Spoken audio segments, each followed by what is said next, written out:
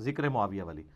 کہتے ہیں امام بخاری نے یہاں صحیح بخاری میں حضرت معاویہ سے متعلق باب کے عنوان میں صرف ذکر معاویہ بیان کیا ہے اور فضائل معاویہ یا معاویہ کی منقبت جیسے الفاظ استعمال نہیں کیے، کیونکہ اس حدیث سے کوئی فضیلت معلوم ہی نہیں ہوتی. البتہ سیدنا عبداللہ ابن عباس کا حضرت معاویہ کے لیے فقی اور صحابیت کا بیان کرنا ہی بطور فضیلت کافی ہے. وہ حدیث یہ تھی کہ حضرت معاویہ ایک وتر پڑھا کرتے تھے، تو لوگوں نے آ کے ابن عباس کو بتایا کہ یہ تو ایک وتر پڑھتے ہیں، یعنی باقی نہیں پڑھتے ہوں گے نا، ایک 3 ہی پڑھتے ہوں گے. تو انہوں نے کہا معاویہ کو چھوڑ دو، وہ فقیہ ہے، صحابی ہے. تو ابن حجر بھی کہہ رہے ہیں اس سے فضیلت اگر ثابت ہوتی تو امام بخاری اس پہ باب باندھتے ہیں، اور یہ بات کی بالکل ٹھیک ہے. بھائی معین الدین چشتی اجمیری کے فضائل میں اگر آپ نے پورا خطاب کر دیا تو مطلب تو یہ ہوا کہ امیر معاویہ جو کہ صحابی ہیں، صحابی کے فضائل بیان نہ کرو، ولیوں پہ کرو. بھائی ولی سے افضل ہے صحابی رسول. ایک ولی ہزاروں سال ہی سجدوں میں پڑا رہے نا، وہ صحابی نہیں بن سکتا، کیونکہ صحابی جو بنتا ہے وہ عبادت خدا سے نہیں بلکہ دیدار مصطفیٰ سے بنتا ہے. تو حضرت امیر معاویہ رضی اللہ عنہ کی صحابیت اگر کوئی اس کی کچھ قائل نہیں ہے تو پھر وہ کہے کہ فضائل امیر معاویہ بیان نہیں کرنے چاہیے، اور وہ پھر اولیاء اللہ کے عرس بشک کرے. لیکن ایک اولیاء اللہ کا عرس شخص کرتا ہے اور صحابی مان کر بھی فضائل بیان نہیں کرتا، تو پھر وہ جاہل ہے یا پھر اس کے تعصب پایا جاتا ہے. وہ اپنے تعصب کی وجہ سے یہ عمل نہیں کر رہا، کیونکہ جب صحابی مان لیا تو پھر بدری کی اولا اس کا فضائل بیان کیے جائیں گے. اور اہل سنت کا ہمیشہ سے عقیدہ ہے، جو اصل قادریوں کا عقیدہ ہے وہ حضور غوث اعظم کی کتابوں سے میں دکھاؤں گا ابھی حضور غوث اعظم کا اپنا عقیدہ کیا ہے اس متعلق. لہٰذا کسی امام میں 1400 سال کی تاریخ میں کوئی ایک کتاب دکھائے، میں 3 ماہ سے اسی پر ریسرچ کر رہا ہوں. جب صحابی مانتے ہو تو پھر فضائل کیوں نہیں؟ صحابی ہونا ہی کسی کی فضیلت کا یہ باب ہے، یہ عنوان ہے.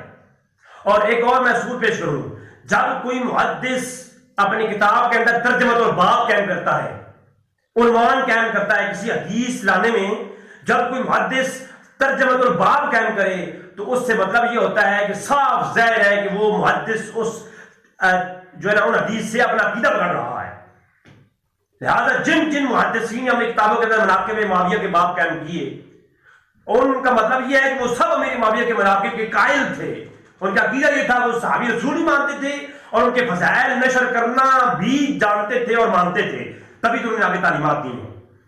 سب سے پہلے تو شان حضور غوث اعظم بیان کرتے ہیں لیکن فضائل معاویہ بیان نہیں کرتے. اور میں آپ کو حضور غوث اعظم کی کتاب پیش کرتا ہوں، غنیت الطالبین. غنیت الطالبین کے اندر ہم دیکھتے ہیں کہ کیا فرمایا آپ نے. یہ غنیت الطالبین ہے، اس کے اندر یہ پہلی جلد ہے اور آپ فرماتے ہیں وَاتَّفَقَّ اہل سنہ علی وجوب الکف عما شجر منہ، کہ اہل سنت جو ہیں آپ کا عقیدہ بیان کرتے فرماتے ہیں کہ اہل سنت کا عقیدہ یہ ہے کہ اما شجر بینہم، ان کے درمیان جو مشاجرات ہوئی ہیں ان پر اہل سنت والامساک عن مساویہم، ان کے درمیان وہ خاموش رہتے ہیں، ان کے مشاجرات پہ کلام نہیں کرتے. کون؟ اہل سنت. اور لفظ فرمایا کہ اتفاق کرتے ہیں تمام اہل سنت. حضور غوث اعظم فرماتے ہیں اس پہ متفق ہے. اس کا مطلب ہے حضور غوث اعظم کے زمانے سے پہلے بھی اور ان کے زمانے میں بھی تمام اہل سنت کا عقیدہ یہ تھا، وہ متفق تھے اس بات پہ کہ اہل سنت کا عقیدہ ہے کہ وہ مشاجرات صحابہ پر کلام نہیں کرتے. اگلی بات سنیں آپ، فرمایا کہ باظہار فضائلہم، اور ان کے فضائل کا اظہار کرتے ہیں، ومحاسنہم، اور ان کے محاسن بھی بیان کرتے ہیں. ان کے محاسن بھی بیان کرتے ہیں، ان کے فضائل بھی بیان کرتے ہیں. یہ اہل سنت کا عقیدہ ہے. آگے فرماتے ہیں چاہے وہ جو امر و تسلیم امر و الہ، یہ امر شدہ تسلیم شدہ امر ہے، وہ کوئی بھی صحابی ہو، ما کانا وجری من اختلاف علی و طلحہ و زبیر و عائشہ و معاویہ رضی اللہ تعالیٰ عنہم. فرمایا چاہے وہ امیر معاویہ ہوں، اما عائشہ ہوں، طلحہ ہوں یا زبیر ہوں. حضور غوث اعظم پیر عبد القادر جیلانی فرماتے ہیں کہ یہ متفقہ اہل سنت کا عقیدہ ہے. قادریوں کا اصل عقیدہ یہ ہے، قادریوں کا عقیدہ یہ ہے. ہاں جو خمینی کا عقیدہ رکھنے والے ضرور ہیں وہ اس عقیدے سے برعکس جاتے ہیں. قادریوں کا عقیدہ یہ ہے کہ وہ جو ہے امیر معاویہ ہوں، طلحہ ہوں، زبیر ہوں، حضرت عائشہ صدیقہ رضی اللہ تعالیٰ عنہا ہوں، کوئی بھی صحابی یا صحابیہ ہوں، ان کے فضائل اور محاسن بیان کرتے ہیں اور ان کے مشجعات کلام نہیں کرتے. یہ عقیدہ ہے اہل سنت کا. یہ پہلا ریفرنس ہے. یا تو پھر حضور غوث قادری کروانا چھوڑ دیں، یا پھر اگر قادری کرواتے ہیں تو پھر حضور غوث اعظم کا عقیدہ بھی اپنائیں. آپ نے عقیدہ بتایا. دوسری کتاب اہل سنت کی، ہاں میں عرض کروں گا، میں کہتا ہوں یا تو مدارس چلانا چھوڑ دو، یا مدارس کے اندر عقائد کی کتابیں پڑھانا چھوڑ دو. وہ جن کی عقائد کی کتابیں تو پڑھاتے ہو، ان کے اساتذہ نے اپنی عقائد پر جو عقائد اہل سنت کی کتابیں لکھی ہیں ان کو بھی تو ذرا دیکھو. جو امیر معاویہ رضی اللہ عنہ کے فضائل قائل نہیں ہیں، انہیں چاہیے کہ اپنے اداروں میں، مدارس میں جو عقائد اور اصول عقائد کی کتابیں ہیں ان کو چینج کر دو، ان کو تبدیل کر دو، نیا نصاب لاؤ، پھر جس نصاب کا تعلق رفضیت سے ہو، اہل سنت سے نہ ہو. کیونکہ اہل سنت کا عقیدہ میں بتاتا ہوں آپ کو.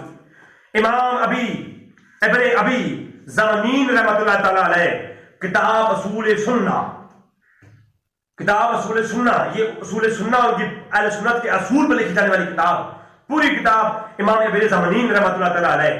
آج تفتزانی کا نام لینے تھکتے نہیں ہو، امام طحاوی کے نام لینے تھکتے نہیں ہو، تو یہ انہی کے پائے کے عالم ہیں. یا تو ان کو بھی چھوڑ دو اور ان کو بھی چھوڑ دو. اگر ماننا ہے تو پھر انہی کے ساتھ والوں کو بھی مانو، ان کے استاد کرام کو مانو. تو آپ کیا فرماتے ہیں اپنی اس کتاب کے اندر؟ اپنا فی 850 نمبر پر اصول سنہ میں، کتاب اصول سنہ میں امام ابی زمانین رحمۃ اللہ تعالی علیہ نے پورا باب قائم کیا، اور باب کا عنوان کیا دیا؟ باب نمبر 40 فی محبتی اصحاب النبی علیہ الصلوۃ والسلام. نبی کریم صلی اللہ علیہ وسلم کے محبت، صحاب سے محبت کے بیان میں پورا باب قائم کیا. اور اس کے اندر لکھتے ہیں ومن قول اہل سنہ، اہل سنت کا ایک ہی قول ہے، کیا کہ صحابہ کرام سے محبت کرتے ہیں اور ان کی محبت کو وَأَن يَنشُرْ مَحَاسِنَهُمْ، اور ان کے محاسن کو أَن يَنشُرْهُمْ، ان کی نشر کرتے ہیں. صحابہ کرام سے محبت کرتی ہیں اور اہل سنت ان کے محاسن کو نشر کرتے ہیں، اور وفضائلہم، اور ان کے فضائلوں کو بھی بیان کرتے ہیں. اور فرمایا ان کے درمیان میں جو بھی اختلاف ہوا ہے اس کو ہم نشر نہیں کرتے، اس پہ خاموش کہتے ہیں. اہل سنت کا عقیدہ میں نے دکھایا کہ اہل سنت کا عقیدہ تو یہ ہے کہ صحابہ کرام کے محاسن اور فضائل کو بیان کرو اور ان کے مشاجرات پہ کلام نہ کرو. کس نے کہا ہے کہ جو ہے کسی صحابی کے فضائل بیان نہ کرو؟ درجات الگ ہیں، ہر صحابی کا الگ درجہ ہے. حضرت علی کی شان بہت افضل ہے. صحیح بخاری دیکھیں، صحیح بخاری ہے، اور صحیح بخاری کے اندر امام بخاری نے پورا باب قائم کیا، اور باب کا عنوان کیا دیا؟ باب ذکر امیر معاویہ رضی اللہ تعالی عنہ. اب یہاں پر ایک اعتراض ہوتا ہے، اعتراض سماعت فرمائے، اسے جواب سماعت فرمائے. اعتراض یہ ہوتا ہے کہ امیر معاویہ رضی اللہ عنہ کے مناقب نہیں لکھا، امام بخاری نے لکھا کہ ذکر امیر معاویہ. یہ کیا وجہ ہے؟ اگر امام بخاری قائل ہوتے مناقب کے تو یہاں لکھتے باب مناقب امیر معاویہ، مناقب کیوں نہیں لکھا؟ تو میں نے کہا بھائی یہ امام بخاری کا اسلوب ہے اور انداز بیان ہے، یہ ان کا اپنا انداز بیان اور اسلوب ہے. آپ آگے دیکھیں تو امام بخاری نے فقط یہ نہیں، باب ذکر ابن عباس. اب آپ کہیں گے کہ ابن عباس کو جو ہے امام بخاری نہیں مانتے تھے، یہاں باب مناقب ابن عباس کیوں نہیں کہا؟ یہاں کہا جی باب ذکر ابن عباس، اور باب ذکر مسیب بن ابن عمیر، اگلا باب، اس اگلا باب ذکر طلحہ ابن عبید اللہ، باب ذکر اسامہ بن زید. مجھے بتائیں کتنے ابواب ذکر کے نام سے لائے ہیں امام بخاری؟ تو کیا امام بخاری سب کے مناقب نہیں مانتے؟ نہیں. وجہ یہ ہے کہ امام بخاری کا یہ انداز ہے، وہ کسی کے مناقب کا ذکر کرتے ہیں تو وہ لفظ ذکر لاتے ہیں. تو امام بخاری نے امام امیر معاویہ کے ذکر کا تذکرہ کیا تو مناقب نہیں لایا، کہا کہ باب ذکر امیر معاویہ، اور اگلا باب بندہ باب ذکر ابن عباس. جس طرح ذکر ابن عباس کا باب باندھا، اس طرح ذکر امیر معاویہ کا باب باندھا. جس طرح صحابی رسول ابن عباس کو سمجھتے ہیں امام بخاری اسی طرح امیر معاویہ کو سمجھتے ہیں، تبھی تو ان کے مناقب پر بیان کیے ہیں۔ اگر ان کے فضائل نہیں ہیں یہ تو اور کیا ہے؟ محدثین باب قائم کرتے ہیں مناقب کے، اسی کو تو فضائل کہتے ہیں، اسی کو تو ہم فضائل کہتے ہیں، انہی کو فضائل کہا جاتا ہے۔ اللہ اکبر۔ یہ ہے امام بخاری کی صحیح بخاری، اور امام بخاری کے صحیح بخاری کے بعد آگے چلیں، میں آپ کو دکھاؤں جامع الترمذی۔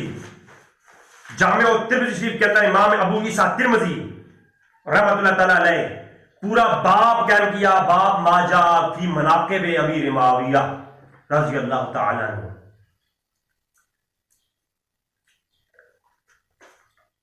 تو امام ترمذی کیا وہ مناقب امیر معاویہ کے متعلق نہیں جانتے تھے؟ وہ اہل سنت نہیں تھے؟ اگر کوئی کہے کہ یہ فضائل کسی نے نہیں بیان کیے، مناقب کے فضائل، یہ مناقب کے پورے پورے ابواب قائم کیے ہیں 67 کتابوں میں، تو کیا یہ جو ہے باب قائم کرنا یہ فضائل نہیں ہے؟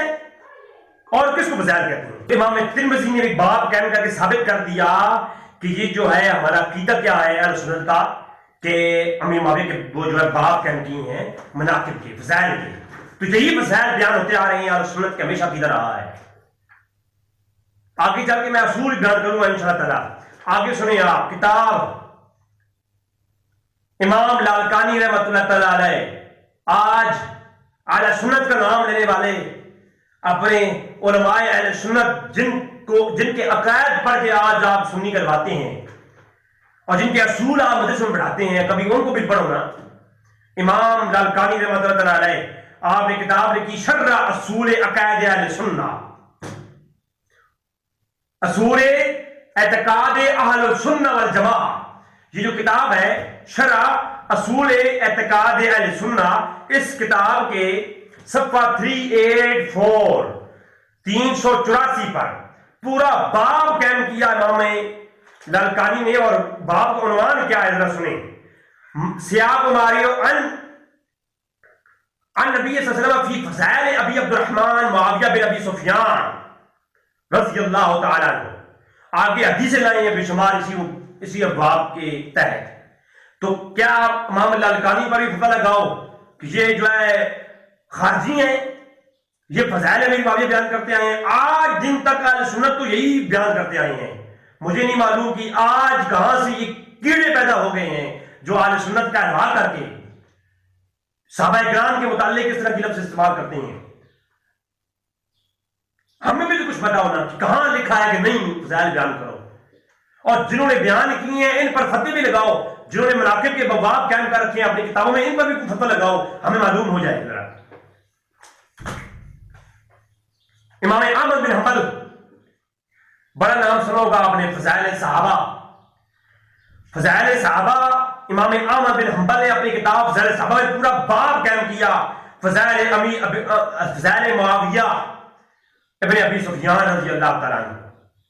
تو آپ مجھے بتائیں امام احمد بن حنبل پر کوئی فتویٰ لگائیں گے آپ، جنہوں نے پورا چیپٹر قائم کیا اپنے فضائل صحابہ کے اندر؟ قابل نہیں تھے، اگر یہ صحابی رسول فضیلت کے قابل نہیں تھے تو ان کے ابواب کیوں قائم کیے ہیں محدثین نے؟ میں اس سوال کا جواب چاہتا ہوں، میں آپ کا عقیدہ اپنا لوں گا، مجھے اس سوال کا جواب چاہیے۔ اللہ اکبر۔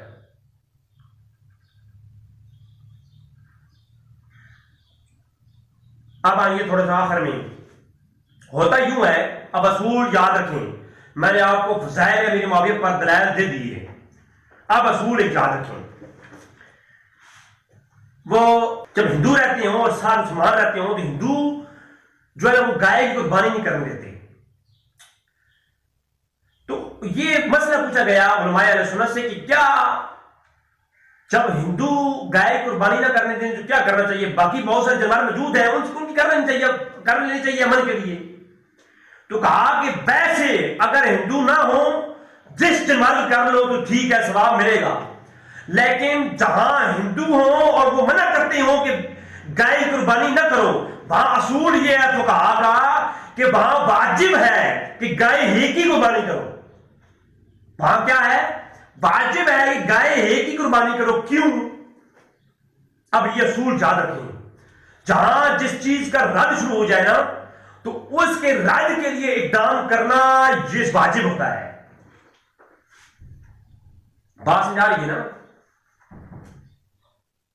اسی طرح جہاں بھی اصول یہ ہے جہاں ہندو گائے کو منع کریں قربانی کرنے سے، وہاں واجب ہے گائے کی قربانی کریں تاکہ بے دینوں کا رد ہو سکے. وہاں کسی اور ہماری قربانی نہ کریں ہرگز.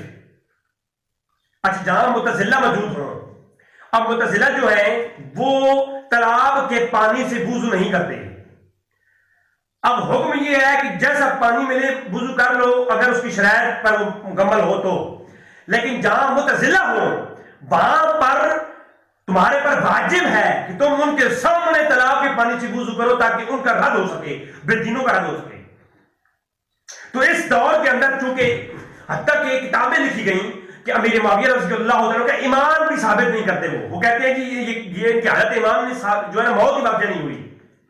تو ایسے حال میں جو ہے جو اصلی قادری ہیں، ہمارے جو صحیح اصلی بزرگ ہیں، جو اصلی حضرت کے پیروکار ہیں اور اصلی قادری ہیں، جو انہوں نے اپنا پرچم اٹھایا ہے تو یہ اس لیے اٹھایا کہ ہم پر واجب ہے کہ جہاں پر معتزلہ کا جو ہے وہ مشہور ہو، جہاں پر ایسے رافضیت جو ہے نا وہ غالب آ جائے کہ وہ صحابہ کرام کی تردید کرنے کو اور تکفیر کرنا شروع کر دے، تو وہاں پر واجب ہے کہ آپ سامنے آ کر ان کی رد میں ان کی شان اور فضائل بیان کرو.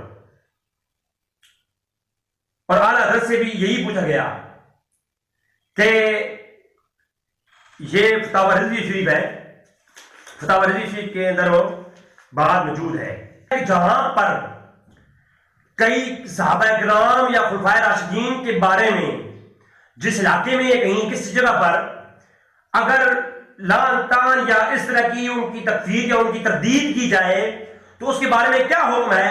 تو فرمایا ایسی حالت میں جہاں پر جو ہے صحابہ کرام پر کوئی ایسی تردید کی جا رہی ہو وہاں پر فضائل صحابہ بیان کرنا یہ واجب ہے، یہ واجب ہے. تو ناظرین آج کا جو ہمارا تھا لیکچر وہ اسی اصول پر تھا کہ شان امیر معاویہ بیان کرنے کے متعلق جو کچھ حضرات وہ ایک جو ہے فام پرستی کا شکار ہیں، سپیشیز بیلیفز کا شکار ہیں کہ یہ کرنی چاہیے نہیں کرنی چاہیے، اور بعض رات تو ایسے جھوٹ کا سہارا لے کر اعلان کہہ رہی ہیں کہ کسی نے فضائل معاویہ بھی بیان کیے. کیا یہ کسی نے نہیں کیے؟ اگر کسی کو روایات سے بات کرنی ہو تو روایات تو اتنی موجود ہیں کہ ان پر بات کرتے کرتے کئی نشستیں لگ جائیں، لیکن اس طرف ہم نہیں آتے. فقط میں نے آج آپ کو ائمہ اور ان کی کتابیں اور ان کے اندر مناقب امیر معاویہ کے ابواب بتائے ہیں کہ امیر معاویہ رضی اللہ تعالیٰ کے متعلق اہل سنت کا یہ عقیدہ ہے ان کے مشاجرات پہ کلام نہ کرو، اللہ پہ چھوڑ دو اور ان کے فضائل اور محاسن بیان کرو. لہذا جو حضرات امیر معاویہ کے صحابیت کی قائل نہیں ہے اس میں قریب اگلا قریب لانے والا ہوں. جو قائل ہیں ان کو چاہیے وہ صحابی مانتے ہیں تو پھر جو ہے جس طرح ہم عائشہ کی شان بیان کرتے ہیں اسی طرح امیر معاویہ کی بھی شان بیان کریں. واخر دعوانا الحمدللہ رب العالمین.